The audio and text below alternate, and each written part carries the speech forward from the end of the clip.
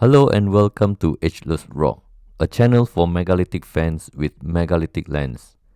Java is an island more mysterious than most people are aware.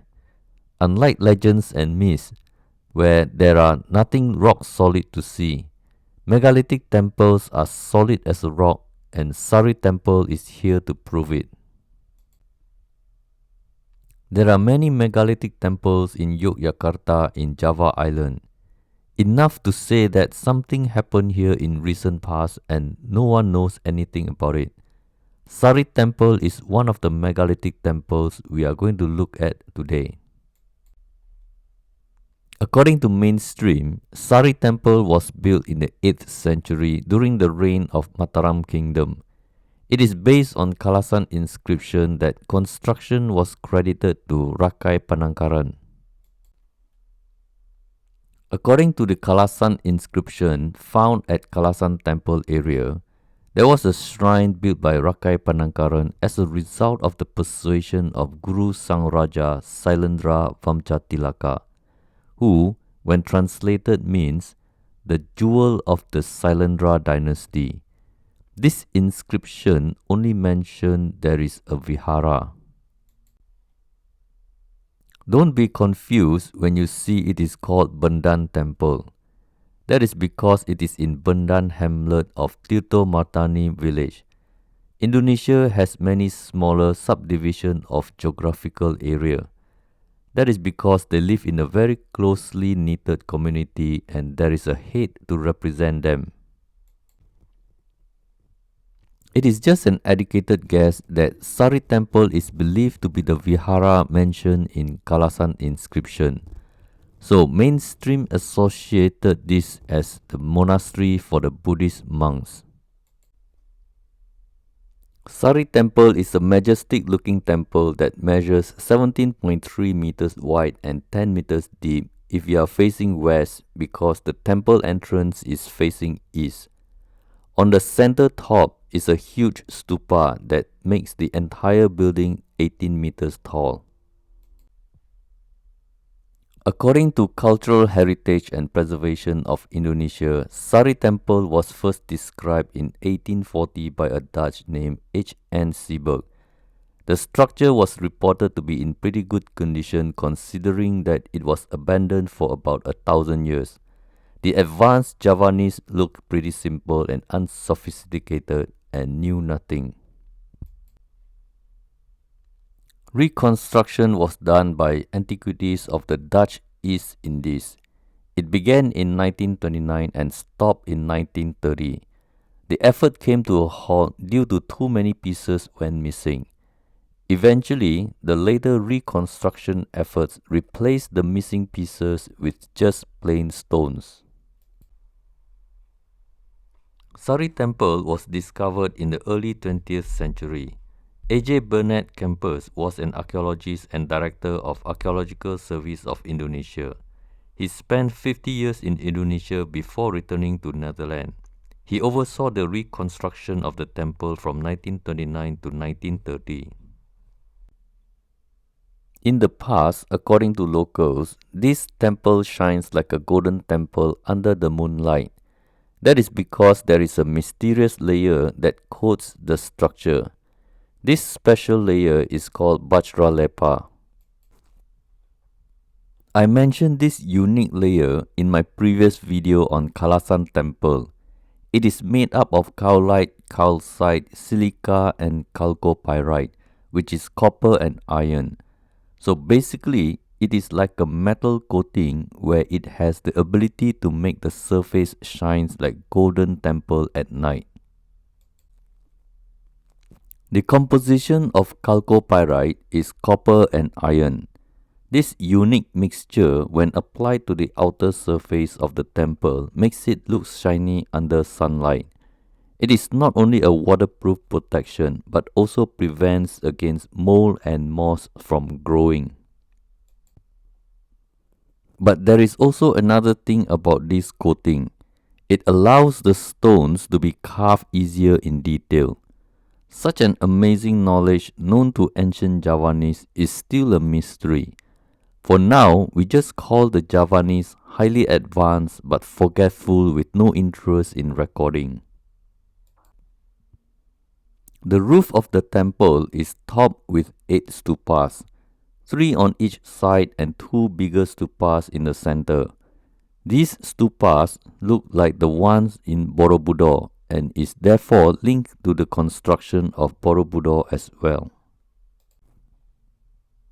Sari Temple looks like a 2-level building on a huge platform, very much like Plaosan Temple.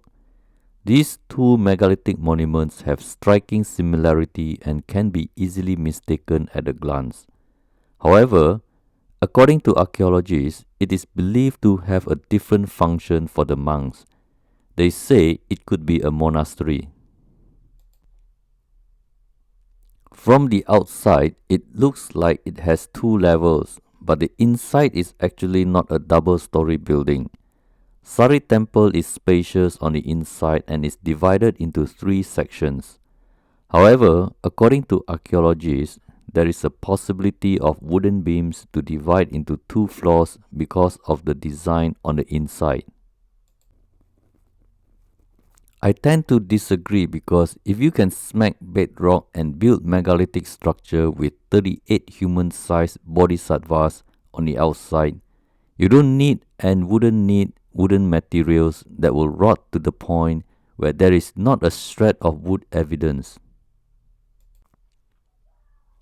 Another interesting carving is the kinara found at the windows. They are heavenly beings commonly known as celestial musicians.